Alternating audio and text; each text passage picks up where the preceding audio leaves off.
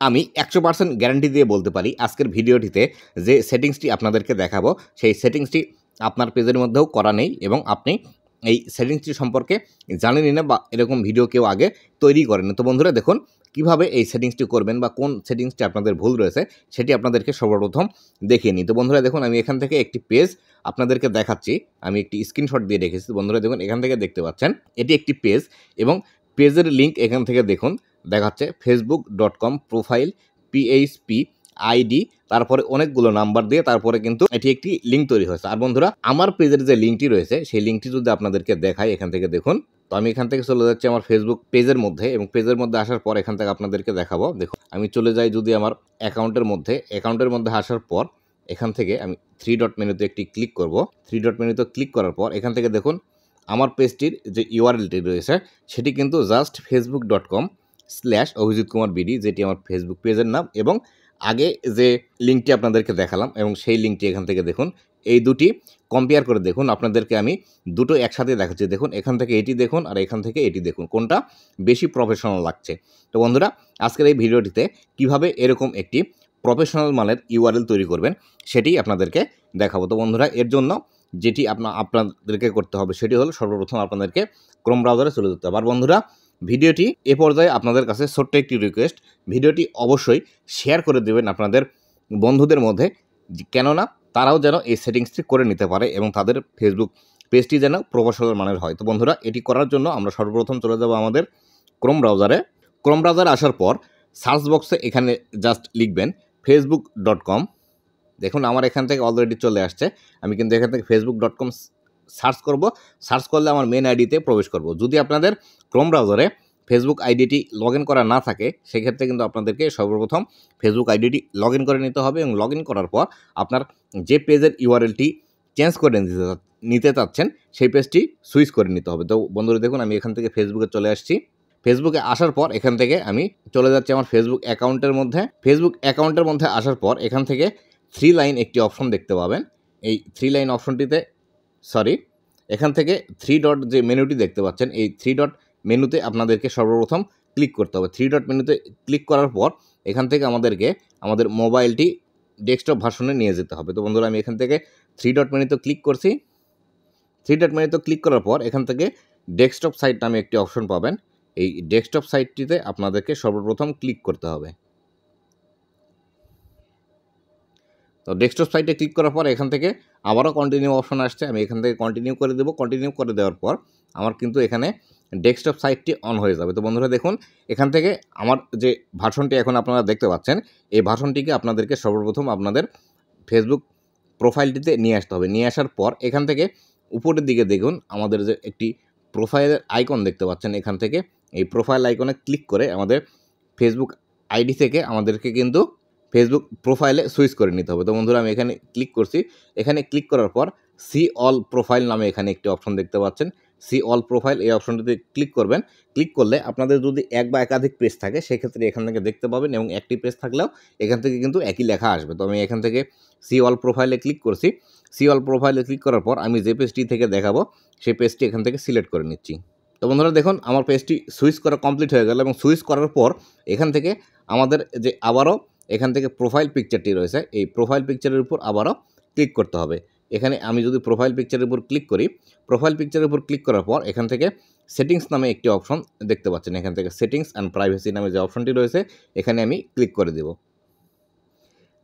এরপরে আবারও একটি ইন্টারফেস এরকম আসবে এবং এখান থেকে আরও একটি সেটিংস অপশন দেখতে পাবেন। এই সেটিংস অপশনে আবারও ক্লিক করে দেবেন। সেটিংস অপশনে ক্লিক করার পর এরকম একটি ইন্টারফেস আপনাদের সামনে আসবে এবং এখান থেকে দেখতে পাচ্ছেন ইউজার নেম এবং উপরে লেখা রয়েছে নেম।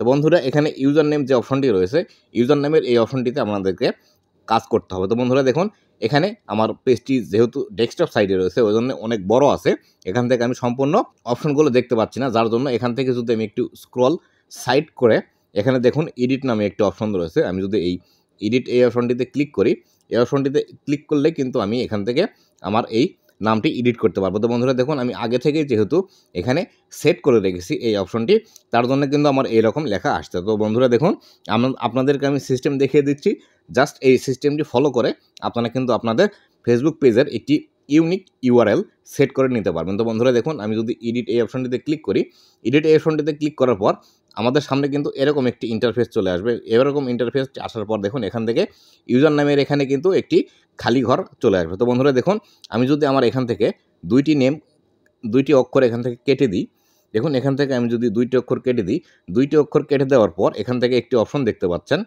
আমি যদি কিবোর্ডটি একটি হেঁটিয়ে দিই, দেওয়ার পর দেখুন এটি যদি আমি ছোটো করি, দেখুন আমি এখানে ছোটো করলে এখান থেকে যে অপশনটি আপনারা দেখতে পাবেন, এখানে দেখুন user name is not available, এখান থেকে ক্রস একটি চিহ্ন এসেছে। বন্ধুরা দেখুন, আপনাদের যখন এরকম ক্রস চিহ্নটি আসবে তখন কিন্তু আপনারা এই ইউজার নেমটি নিতে পারবেন না, কেননা তখন কিন্তু আপনাদের এই ইউজার নেমটি অলরেডি কেউ একজন ইউজ করছে। তো বন্ধুরা দেখুন, এখান থেকে কিন্তু সেভ অপশনটিও কিন্তু এখানে কিন্তু ব্লার রয়েছে, এখানে কিন্তু কাজ করবেন। তো বন্ধুরা এক্ষেত্রে আপনারা যেটি করবেন, আপনি যদি আপনার পেজের একটি ইউনিক নাম রাখেন বা আপনার যে পেজের নামটি রয়েছে সেই নামটি যদি কেউ ইউজ না করে, সেক্ষেত্রে কিন্তু আপনি এখান থেকে আপনার পেজের নামটি দিয়েই আপনি এখান থেকে ইউআরএলটি তৈরি করে নিতে পারবেন। অথবা আপনাদেরকে যেটি করতে হবে, আপনাদের পেজের যে নামটি রয়েছে সেই নামের পাশে এখান থেকে এক, দেখি আমার এখানে নিচ্ছে নাকি না, এক দিয়েও কেউ নিয়েছে, যদি দুই দিই, দুইও কারো নাম রয়েছে, যদি তিন দিই, তিন, এখানে কিন্তু আমার এই নামটি কেউ নেয়নি এবং এটি কিন্তু আমি এখান থেকে নিতে পারবো। এবং এটি কিভাবে বুঝবেন, দেখুন এখানে কিন্তু একটি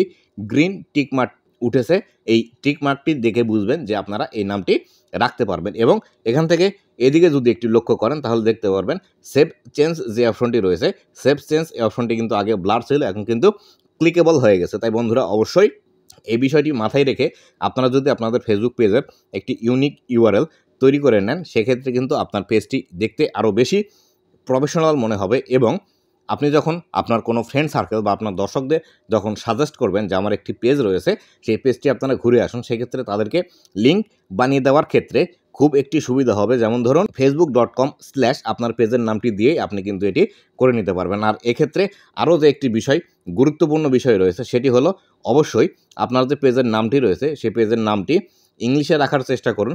যদি আপনার পেজের নামটি ইংলিশে রাখেন, সেক্ষেত্রে কিন্তু আপনার পেজের ইউআরএলটি তৈরি করতে সুবিধা হবে। তাই অবশ্যই এই বিষয়টি মাথায় রেখে আপনাদের পেজের নামটি রাখবেন। আর কিভাবে আপনারা একটি পেজের ইউনিক নাম রাখবেন বা কিভাবে একটি পেজের ইউনিক নাম রাখতে পারবেন, সেই বিষয় সম্পর্কে আমার একটি অলরেডি ভিডিও রয়েছে, সেই ভিডিওটি আপনারা দেখে নিতে পারেন ফেসবুক থেকে।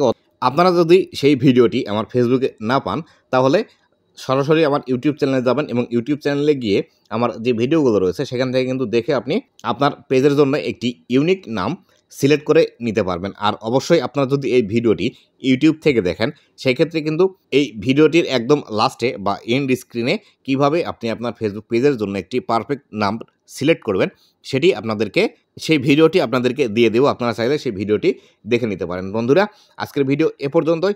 ভিডিওটি কেমন লেগেছে অবশ্যই জানাবেন এবং ভিডিওটি অবশ্যই আপনার বন্ধুদের মধ্যে শেয়ার করে দেবেন। এবং ভবিষ্যতে ফেসবুক রিলেটেড আরও কোন বিষয়ের ভিডিও চান সেটি আমাকে অবশ্যই কমেন্ট করে জানাতে পারেন। তো বন্ধুরা শেষ করছি আজকের ভিডিও, আবারও দেখা হবে নতুন কোনো ভিডিওতে।